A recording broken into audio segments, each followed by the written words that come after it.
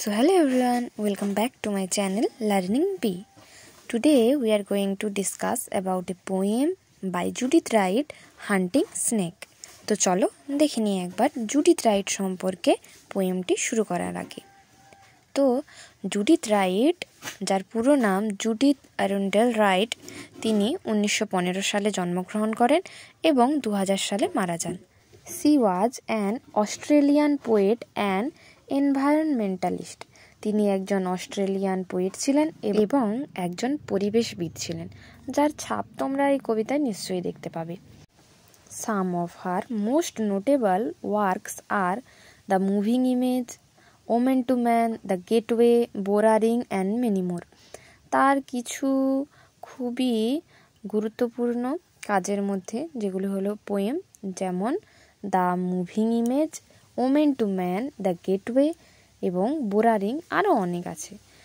আর এই বোরা রিং কবিতাটি তোমরা যদি কখনো ইংলিশ লিটারেচার নিয়ে পড়ো তাহলে তার সিলেবাসে পরে ঠিক দেখতে পাবে।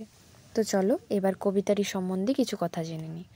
হান্টিং snake by Judith Wright, published in 1964।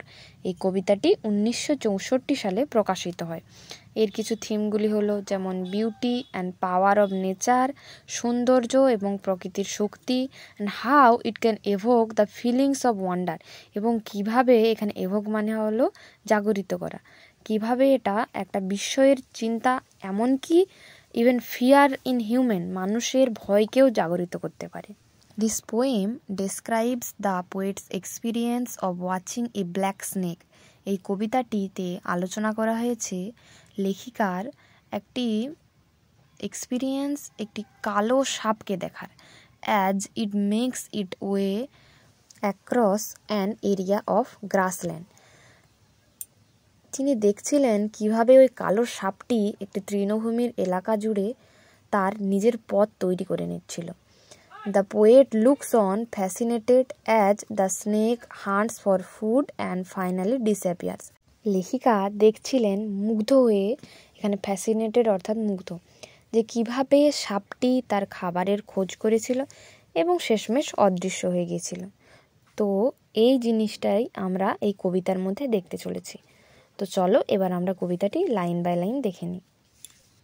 San warmed in the late season's grace under the autumn's gentle sky.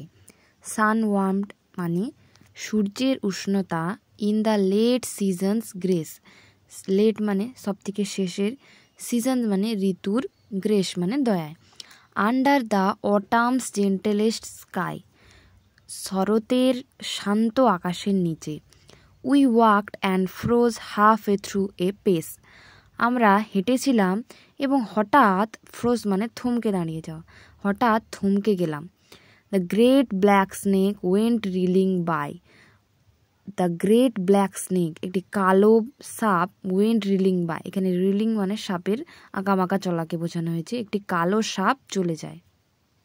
Head down, tongue flickering on the trail he quested through the parting grass. Head down অর্থাৎ মাথা নিচু করে, tongue flickering, এখানে flickering অর্থাৎ ঝিকমিক করা, তার জিভটি ঝিকমিক করছিল, on the trail, trail অর্থাৎ পথ, হি কোয়েস্টেড সে খুঁজছিল, থ্রু দ্য পার্টিং গ্রাস ঘাসের মধ্য দিয়ে, sun glazed his curves of diamond scale and we lost breath to see him pass. Sun glazed মানে সূর্যের আলোয়, his curves of diamond scale, curves মানে এখানে খাঁজ বোঝানো হয়েছে, অফ ডায়মন্ড স্কেল অর্থাৎ তার হীরের মতো দেখতে আঁশ, মানে সাপের গায়ের আঁশগুলি সূর্যের আলোয় চকচক করছিল, and we lost breath to see him pass, এবং আমরা আমাদের নিঃশ্বাস হারিয়ে ফেলেছিলাম তাকে এগিয়ে যেতে দেখতে, বা সে যখন আমাদের পাশ দিয়ে বেরিয়ে গিয়েছিল তখন আমরা আমাদের নিঃশ্বাস রুদ্ধ হয়ে গিয়েছিলাম। What track he followed, what small food fled living from his fierce intent. What track he followed, track মানে এখানে পথ বোঝানো হয়েছে, কোন পথ সে অনুসরণ করেছিল। হোয়াট স্মল ফুড, কোন ছোট্ট খাবার, ফ্লেড লিভিং মানে পালিয়ে গিয়েছিল জীবন্তভাবে, from his fierce intent, fierce অর্থাৎ হিংস্র, ইন্টেন্ট অর্থাৎ উদ্দেশ্য বা লক্ষ্য বোঝানো হয়েছে। এখানে সাপের ছোট্ট খাওয়ার কোনো পোকামাকড় বা জীবজন্তুকে বোঝানো হয়েছে, যেটাকে সে অনুসরণ করছিল। উই স্কারসেলি থট, মানে আমরা ভাবছিলাম, স্টিল অ্যাজ উই স্টুড, এবং আমরা একই জায়গায় দাঁড়িয়েছিলাম। এখানে স্কার্সলি মানে নিশ্চিত নয়, এরকম কিছু একটা বোঝায়।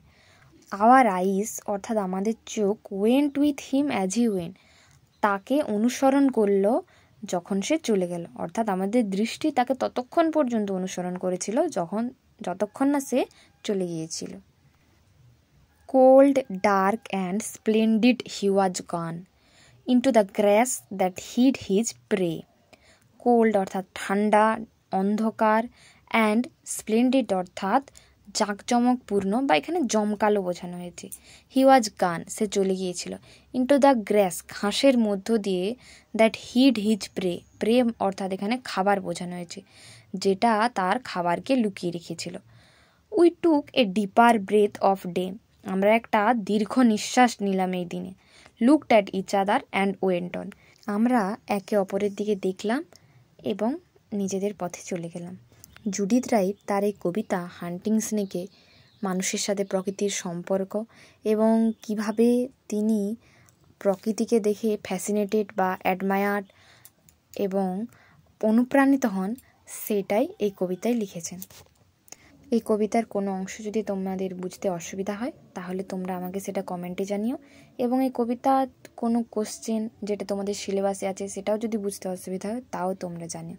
So thanks for watching the video till and, and এরকম আরও ভিডিও পাওয়ার জন্য don't forget to subscribe the channel and like the video, and we will meet in another video.